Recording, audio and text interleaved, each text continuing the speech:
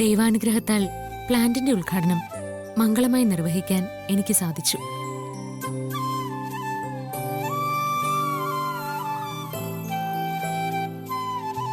ഇനി പ്ലാന്റിന്റെ പ്രവർത്തനം നല്ല രീതിയിൽ മുന്നോട്ട് കൊണ്ടുപോകേണ്ടതും ഈ പ്ലാന്റിൽ നിന്നുള്ള നിർമ്മാണം വിജയിപ്പിക്കേണ്ടതും നിങ്ങൾ ഓരോരുത്തരുമാണ്. ഇന്നുവരെ നിങ്ങൾ നൽകിയിരുന്ന അകമഴിഞ്ഞ സ്നേഹം എന്നും ഉണ്ടാകുമെന്ന് ഞാൻ പ്രതീക്ഷിക്കുന്നു.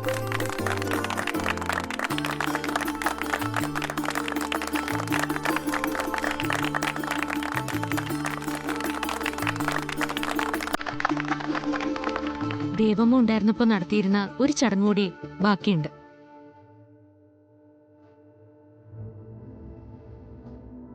പുതിയ പ്ലാന്റിന്റെ ഉദ്ഘാടനം നടന്നതിന്റെ സന്തോഷത്തിൽ നിങ്ങൾക്ക് എല്ലാവർക്കും ഒരു ചെറിയ പാരിതോഷികം കൂടിയുണ്ട്.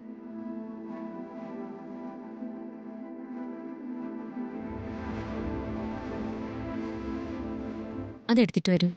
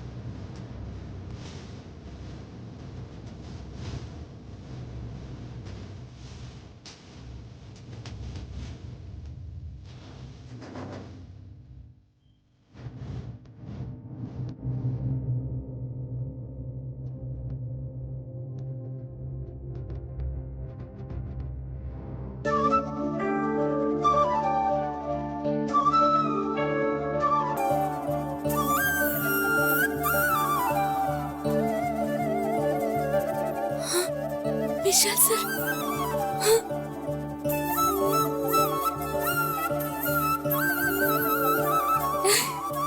വിശാൽ സർ, സാർ എപ്പോ വന്നു? കുറച്ചു നേരമായി. അപ്പോ ഞാൻ ഉദ്ഘാടനം ചെയ്യുന്നതൊക്കെ സാർ കണ്ടോ?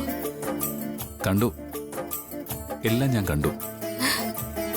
എനിക്ക് ഒരുപാട് സന്തോഷമായി. ആണോ? താനാള് സ്മാർട്ടാണല്ലോ. എന്റെ ജീവിതത്തിലെ ആദ്യമായിട്ടാ ഇങ്ങനൊരു ഉദ്ഘാടനം. അതെന്നെ ഗംഭീരമായില്ലേ? ഇനിയും ഇതുപോലെ നിരവധി ഉദ്ഘാടനം നടത്താനുള്ള ഭാഗ്യം ജഗദീശ്വരൻ പാർവതിക്ക് നൽകട്ടെ. ഇനി ഒരു ഉദ്ഘാടനവും ഞാൻ തനിയെ ചെയ്യില്ല. നമ്മള് ഒരുമിച്ച്. ഇനി എല്ലാ മംഗളകർമ്മത്തിനും സാറ് എന്റെ ഒപ്പം ഉണ്ടാവണം. കാലിന് സുഖമില്ലാത്തോണ്ട് സാറ് വരുന്നില്ല എന്നല്ലേ പറഞ്ഞിരുന്നേ? എന്നിട്ടിപ്പോ ദേ എന്റെ മുമ്പിൽ നിൽക്കുന്നു. സാറ് വരുമെന്ന് എനിക്ക് ഉറപ്പായിരുന്നു. നമുക്ക് ഒരുമിച്ച് ഇങ്ങോട്ട് പോരായിരുന്നല്ലോ. ഞാൻ വരണമെന്ന് കരുതിയതല്ല പാർവതി. കുറച്ചു മുമ്പ് നമ്മുടെ കമ്പനി സെക്രട്ടറി ഏതോ ഒന്ന് രണ്ട് പ്രധാനപ്പെട്ട പേപ്പേഴ്സിൽ ഒപ്പിടണമെന്ന് പറഞ്ഞു. അത് അത്യാവശ്യമായതുകൊണ്ട് ഞാൻ ഇങ്ങോട്ടേക്ക് പോകുന്നത്. എന്നാ ശരി, കൂട്ടത്തിൽ തനിക്കൊരു സർപ്രൈസും ആയിക്കോട്ടെ എന്ന് ഞാൻ കരുതി. അത് ഞാൻ ആരെ അറിയിക്കാതെ ഇങ്ങോട്ട് മാറി നിന്നത്. സാറിനൊരു കാര്യം അറിയോ? ഉദ്ഘാടനം ചെയ്യുന്ന നേരത്ത് ഞാൻ മനസ്സിൽ പ്രതീക്ഷിച്ചു സാറ് ആ നേരത്തെ ഇവിടെ ഉണ്ടായിരുന്നെങ്കിൽ എന്ന്. ദീപ കണ്ടില്ലേ, അത് അതുപോലെ തന്നെ സംഭവിച്ചു. അതാണോടോ മനസ്സിന്റെ ഐക്യം. സത്യമാണ് സർ. ഞാൻ എത്ര അകലെ പോയാലും എന്റെ മനസ്സ് ഇവിടെ തന്നെ ഉണ്ടാവും.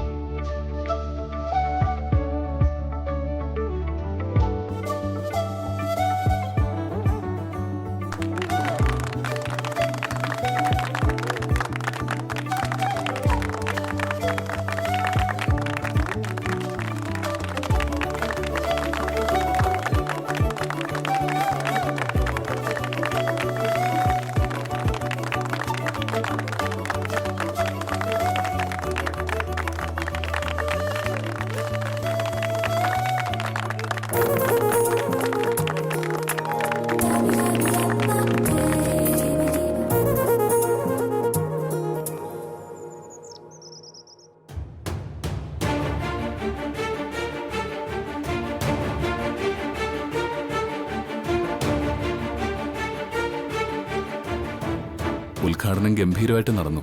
പക്ഷേ ഇന്ന് ഈ ഉദ്ഘാടന ദിവസം തന്നെ നമ്മൾ ദുഃഖിക്കേണ്ട ഒരു സ്ഥിതി പ്ലാന്റിലുണ്ടായേനെ. എന്താ വിശാൽ സർ, എന്താ അവിടെ ഉണ്ടായത്?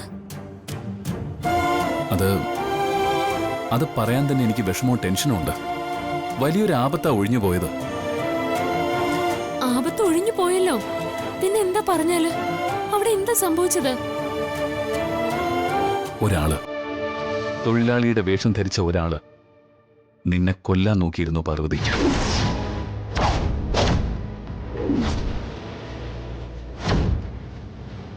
വിശാൽ സർ, എന്തോ ഭാഗ്യത്തിന് കമ്പനി സെക്രട്ടറി എന്നോട് അവിടെ വരാൻ പറഞ്ഞതുകൊണ്ട് തക്ക സമയത്തിന് ഞാൻ അവിടെ എത്തി. അതുകൊണ്ട് അയാളെ പിടികൂടാനും നിന്നെ രക്ഷിക്കാനും എനിക്ക് സാധിച്ചത്.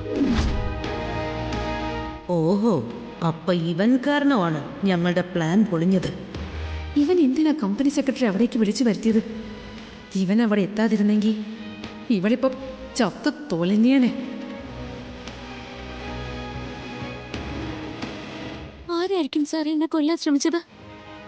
അയാൾ എന്തിനു വേണ്ടി എന്നെ കൊല്ലണം? അതിന് മാത്രം ഞാൻ അയാൾക്ക് എന്ത് ദ്രോഹമാ ചെയ്തത്?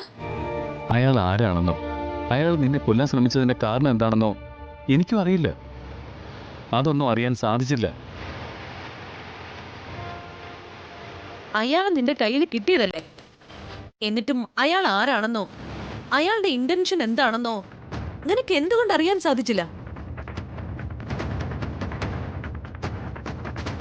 നിർഭാഗ്യമൊന്നും പറഞ്ഞാൽ മതിയല്ലോ.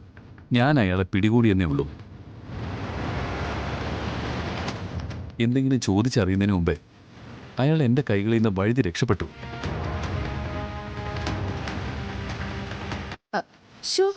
കഷ്ടായി പോയല്ലോ.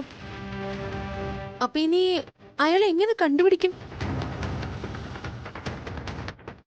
എടാ മോനെ, നമുക്ക് പോലീസിൽ കംപ്ലൈന്റ് കൊടുക്കാം.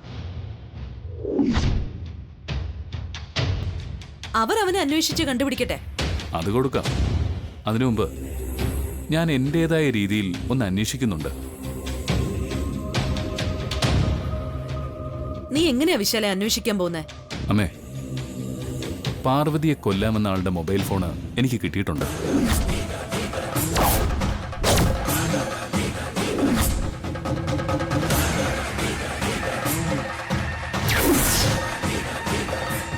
ഇതാ അയാളുടെ മൊബൈൽ ഫോൺ. ഇതിന്റെ അകത്തു നിന്നും അവന്റെ കോൾ ഹിസ്റ്ററി എടുത്ത് പരിശോധിച്ചാൽ ഈ ഇൻസിഡന്റിന് മുമ്പ് അവൻ സംസാരിച്ച ആളുകളുടെ ഫോൺ നമ്പർ കിട്ടും. ഏതായാലും അവൻ വാടക കൊലയാളിയാണെന്നുള്ള കാര്യം ഉറപ്പാ. അവനുമായി സംസാരിച്ചവരുടെ നമ്പർ ട്രേസ് ഔട്ട് ചെയ്താൽ ആരാണ് അവനെ ഈ ദൗത്യം ഏൽപ്പിച്ചതെന്ന് അറിയാനും ആവും.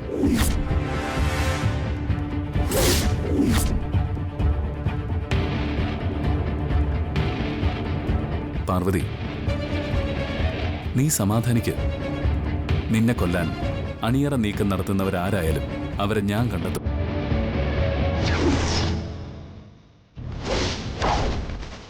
അവരാരായാലും ശരി, അവരെ ഞാൻ വെറുതെ വിടില്ല. നീ വാ.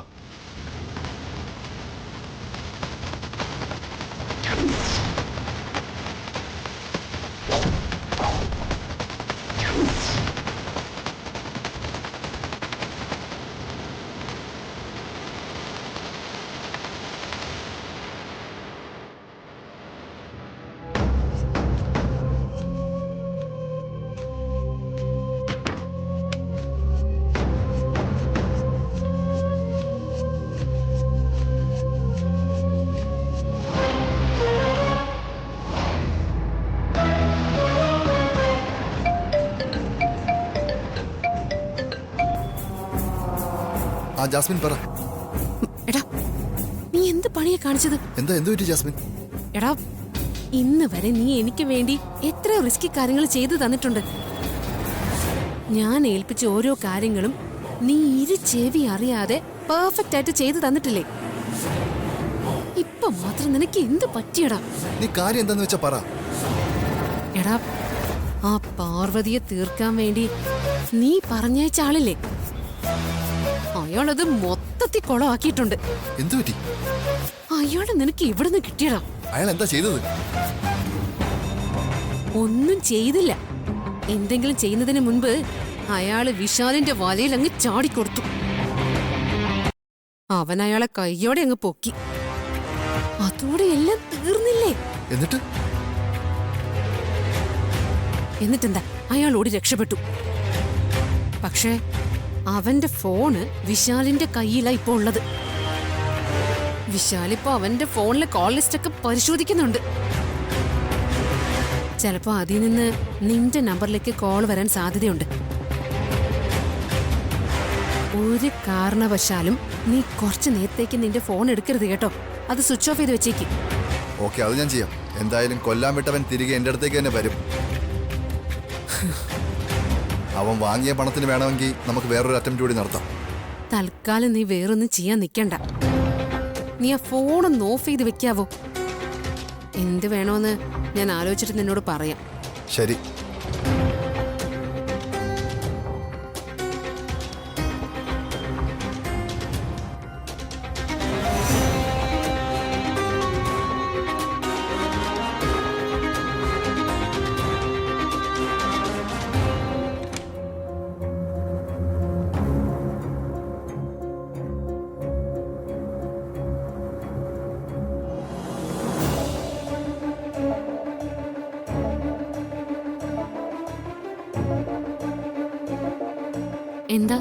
എന്താ അച്ഛൻ ചോദിക്കുന്നേ?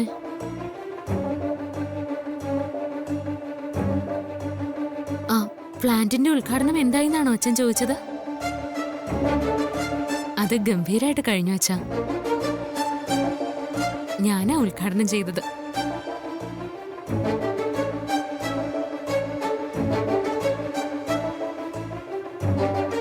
എന്നെ ഒരാൾ അപായപ്പെടുത്താൻ ശ്രമിച്ച വിവരം അച്ഛനോട് പറയണോ?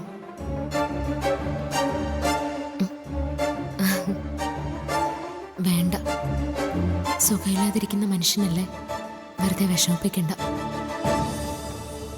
ഏയ്, ഒന്നുമില്ല. ഞാൻ അച്ഛന് മരുന്ന് തരാൻ വന്നതാ. ഇന്നു മുതലേ മരുന്ന് മാറ്റുക അച്ഛാ. സാധാരണ കഴിക്കുന്ന മരുന്നിന് പകരം ഇനി ആയുർവേദം. ഈ ആയുർവേദ മരുന്നുകൾ കഴിച്ചാ അച്ഛന്റെ അസുഖം പെട്ടെന്ന് മാറൂന്നാ വൈദ്യര് പറയുന്നത്. ഞാനിത് തരട്ടെ?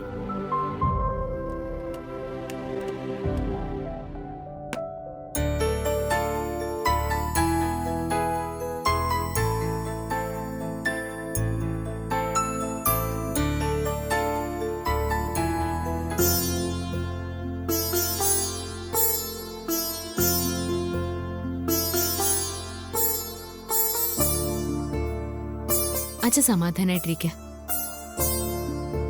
അധികം വൈകാതെ തന്നെ അച്ഛന് പഴയതുപോലെ എഴുന്നേറ്റ് നടക്കാനാവും.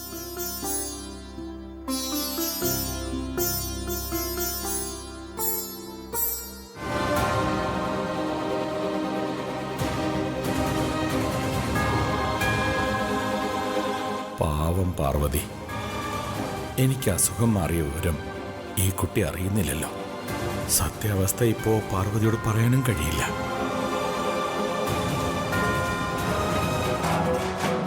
അത് കിട്ടിയ സ്ഥിതിക്ക് അവൻ എന്തായാലും അതിന്റെ കോൾ ലിസ്റ്റ് എടുത്ത് പരിശോധിക്കാതിരിക്കില്ല. അത് പരിശോധിച്ചാൽ പിന്നെന്താ സംഭവിക്കാൻ പോകുന്നതെന്ന് പറയണ്ടല്ലോ. നമ്മൾ പിടിക്കപ്പെടും. മൊത്തത്തിൽ പുലിവാലായി. ഇനി എന്താ ചെയ്യേണ്ടത് എനിക്കൊരു എത്തും പിടിയും കിട്ടുന്നില്ല. ഇതാണോടാ വിഷയം? ഇതിനാണോ നീ ഇങ്ങനെ ടെൻഷൻ ആവുന്നത്? എന്താ ചേച്ചി, ഇത് കേട്ടിട്ട് ചേച്ചിക്ക് ഒരു ടെൻഷനും ഇല്ലേ? എന്തിനാടാ നമ്മള് ടെൻഷൻ ആവുന്നത്? ചേച്ചി എന്താ ഇങ്ങനെ പറയുന്നേ? ചേച്ചിക്ക് ഇത് നിസ്സാരമാണോ? ചേച്ചി അവളെ കൊലപ്പെടുത്താൻ ശ്രമിച്ചതിന് പിന്നിൽ നമ്മളാണെന്ന് അറിഞ്ഞാ അതോടെ കഴിഞ്ഞില്ല എല്ലാം. അവൻ അങ്ങനെ നമ്മളെ പിടികൂടാനൊന്നും പോകുന്നില്ല. ചേച്ചി, എടാ, ആ കോൾ ലിസ്റ്റ് പരിശോധിച്ചെന്ന് കരുതി അവന് നമ്മളെ സംശയിക്കാൻ പാകത്തിന് ഒന്നും കിട്ടാൻ പോകുന്നില്ല. അതുകൊണ്ട് നീ കൂളായിട്ടിരിക്കെ. അല്ല, അവൻ നമ്മളെ സംശയിക്കില്ലെന്ന് ചേച്ചിക്ക് എന്താ എത്ര ഉറപ്പ്? പ്രതാപ, ഈ പ്ലാൻ ഇടുന്നതിൽ മാത്രമേ നമുക്ക് പങ്കുള്ളൂ. പാർവതിയെ കൊല്ലാൻ ഏർപ്പാടാക്കിയ ആളുമായിട്ട് നമുക്ക് നേരിട്ട് ബന്ധമുണ്ടോ? ഇല്ലല്ലോ. ആ കില്ലറെ ഏർപ്പാടാക്കിയത് ജാസ്മിന്റെ കെയർ ഓഫിലല്ലേ? അവളുടെ സുഹൃത്ത് വഴിയല്ലേ കില്ലറെ അറേഞ്ച് ചെയ്തത്?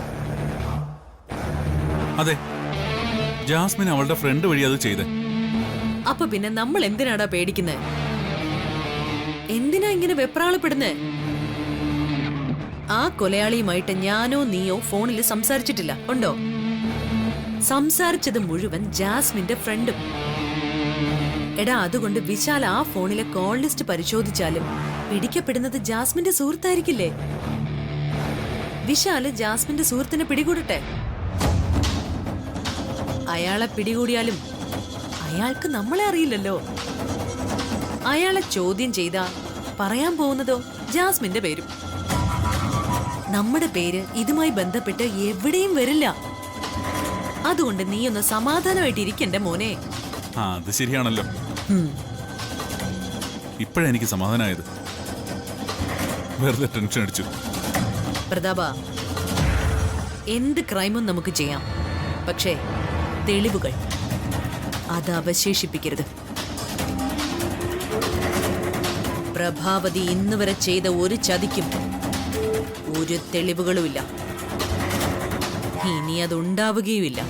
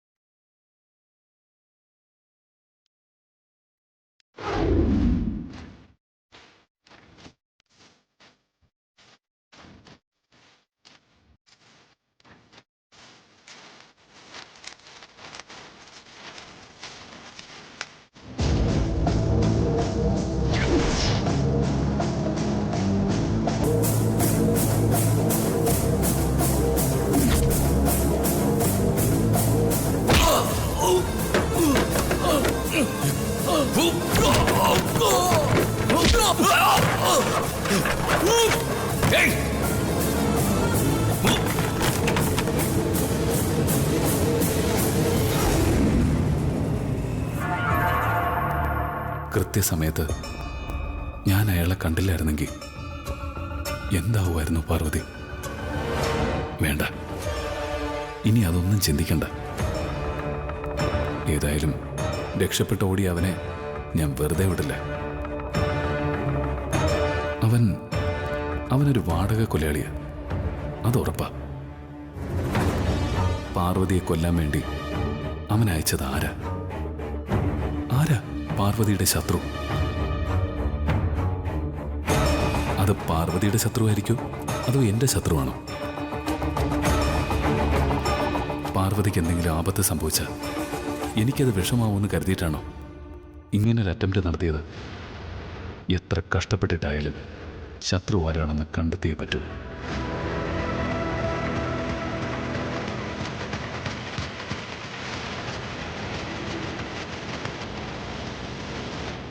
വിശാൽ സർ,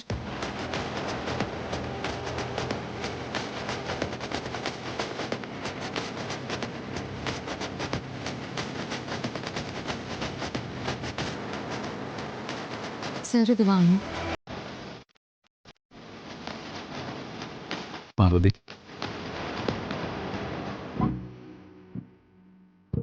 എന്താ സർ? സാറിന്റെ വിഷമം ഇതുവരെ മാറിയില്ലേ? അതങ്ങനെ അത്ര പെട്ടെന്ന് മാറുമോ പാർവതി? നിസ്സാരമായി തള്ളിക്കളയാൻ പറ്റുന്ന ഒരു സംഭവമാണോ അവിടെ നടന്നത്? അതൊക്കെ കഴിഞ്ഞില്ലേ സർ? കഴിയാനും അതിന് പുറകിലുള്ള അന്വേഷണം ഞാൻ തുടങ്ങിയിട്ടേ ഉള്ളൂ. തലനാരിയുടെ വ്യത്യാസത്തിൽ താൻ രക്ഷപ്പെട്ടത്. ഏതായാലും എനിക്ക് ആപത്തൊന്നും ഉണ്ടായില്ലല്ലോ സർ. അതോർത്ത് സാറ് സമാധാനിക്കും. പാർവതി, എനിക്ക് എന്ത് സംഭവിച്ചാലും ഞാനത് സഹിക്കും. പക്ഷേ നിനക്കൊരു ചെറിയ വേദന വന്നാൽ പോലും എനിക്കത് താങ്ങാനാവില്ല. എനിക്ക് നിന്നെ ഒരാൾ കൊല്ലാൻ ശ്രമിച്ചത് കണ്ടിട്ട് സമാധാനമായിട്ടിരിക്കാനാവോ? സാറിന്റെ മനസ്സ് എനിക്ക് കാണാം സർ. ഇപ്പോഴും എൻ്റെ മനസ്സ് ആ ഷോക്കിൽ നിന്ന് മാറിയിട്ടില്ല പാർവതി. നീ ആർക്ക് എന്ത് ദ്രോഹം ചെയ്തിട്ട് അയാൾ നിന്നെ കൊല്ലാൻ നോക്കിയതാ?